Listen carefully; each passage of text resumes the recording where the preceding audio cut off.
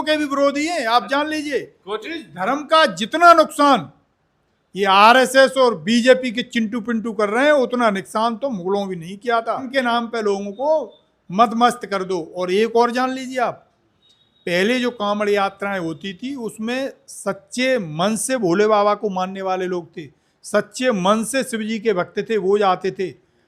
आजकल ये बड़े बड़े गुंडे मवाली ऐसे लोगों को भेजते हैं कि वहां डर का माहौल बनाते हैं। तो ना ना ना ना, वो भक्त नहीं है, भक्त तो हम भी हैं। गुंडे मवाली ऐसे जाते हैं कि आप वहां देखेंगे तो आप हैरान रह जाएंगे। बड़े बड़े डंडे होते हैं, असामाजिक तत्व होते हैं, वो सारे के सारे इसकी आड़ में एक विशेष वर्ग को टारगेट करके चलते हैं, शुरू से लेके आखिर तक। ये देश को ऐसी जगह ले जा रहे हैं बीजेपी वाले जहां से लौटने में ही कई साल लग जाएंगे। विश्व में जो देश हैं जो धार्मिक आधार पर चल रहे हैं, जिनकी व्यवस्थाएं धार्मिक आधार पर चल रही हैं, उन देशों का बंटा ढार हो गया है। दूर मत जाओ, पड़ोस में पाकिस्तान देख लो आप।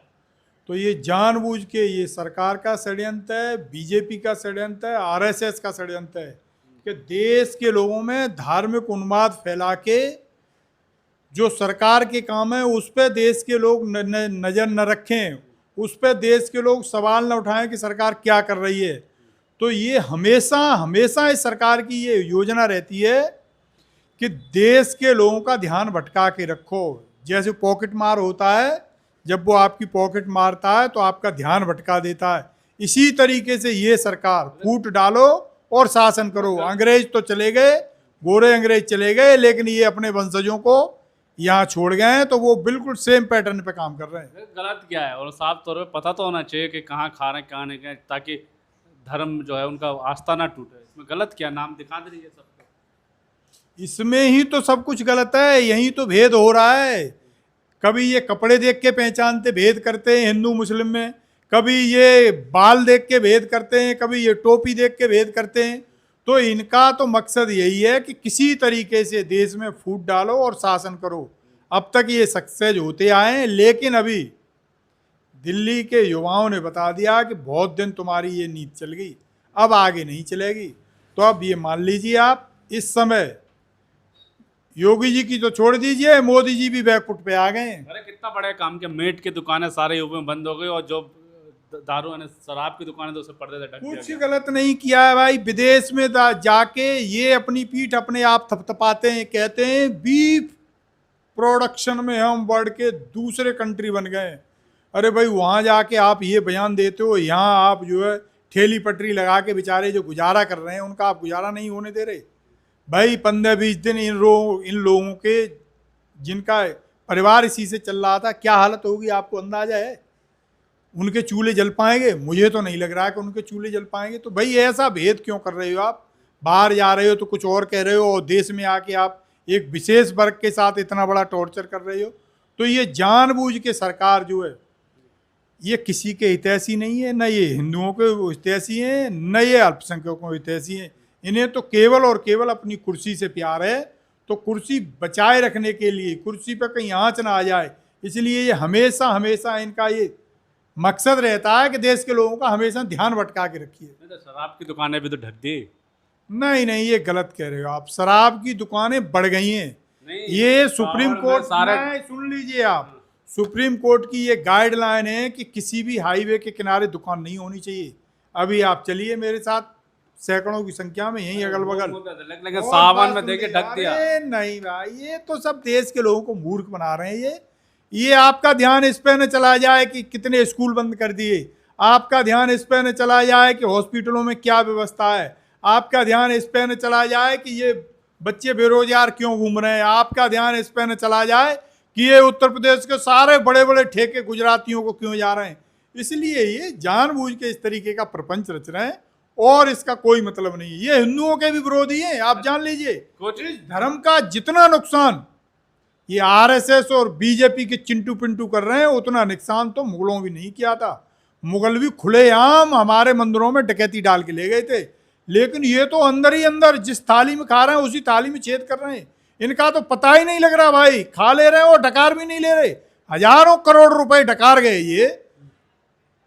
चंदा करके हजारों करोड़ रुपए डकार गए ये, उसका कोई हिसाब किताब नहीं दे रहे। और इनका जो संगठन अपने आप को कहता है कि हम भाई सामाजिक हैं, सांस्कृतिक हैं, लेकिन वो संगठन आज तक कहीं रजिस्टर्ड क्यों नहीं है? इसका मतलब आपको देश के कानून में, देश की जो व्यवस्था है उसमें इसका मतलब आपका विश्वास नहीं है। इसका मतलब आप संविधान नहीं मान रहे, संविधान से ऊपर हो गए आप।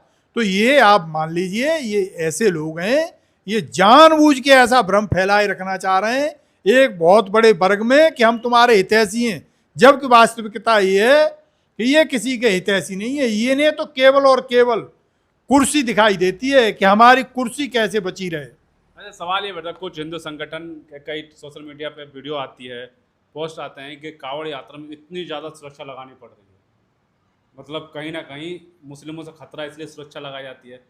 10 साल से सरकार है और कहते हैं कि हिंदू पहले खतरे में थे, अब सुरक्षित हैं। अब ये खुद कंफ्यूज हैं, क्या समझ में नहीं आता है कि खतरे में हिंदू या सुरक्षित है? ये जानबूझ के देश में डर का माहौल बना रहे हैं एक विशेष वर्ग को टारगेट करने के लिए। कहीं कोई खतरे में नहीं है, हमारा देश बहुत अमन चैन पसंद देश है। आप ये मान लीजिए, मुगल इस देश पे सैकड़ों साल शासन कर गए, लेकिन हिंदू धर्म का बाल बांका नहीं हुआ। हमारे यहाँ उस टाइम पे भी लोग मिलजुल के रहना चाह रहे थे। उस टाइम के राजा चाहते थे कि इनको किसी तरीके से जो है डरा के धमका के रखा जाओ। आज के ये लोकतंत्र में बैठे हुए जो बीजेपी और आरएसएस के लोग हैं, ये भी सेम पैटर्न पे जाना चाह रहे हैं। अरे भाई, देश को 400 साल क्यों पीछे ले जाना चाह रहे हो आप? भाईचारे की बात करो, आप जो है देश में समरसता कैसे आए इसकी बात करो, देश में खुशहाली कैसे आए इसकी बात करो, देश में लोगों को रोजगार कैसे मिले इसकी बात करो। लेकिन नहीं साहब, जो है ये तो केवल और केवल धर्म के नाम पे सबसे आसान है, ये सुगम है कि धर्म के नाम पे लोगों को मदमस्त कर दो। और एक और जान लीजिए आप, पहले जो कांवड़ यात्राएं होती थी उसमें सच्चे मन से भोले बाबा को मानने वाले लोग थे, सच्चे मन से शिव जी के भक्त थे, वो जाते थे।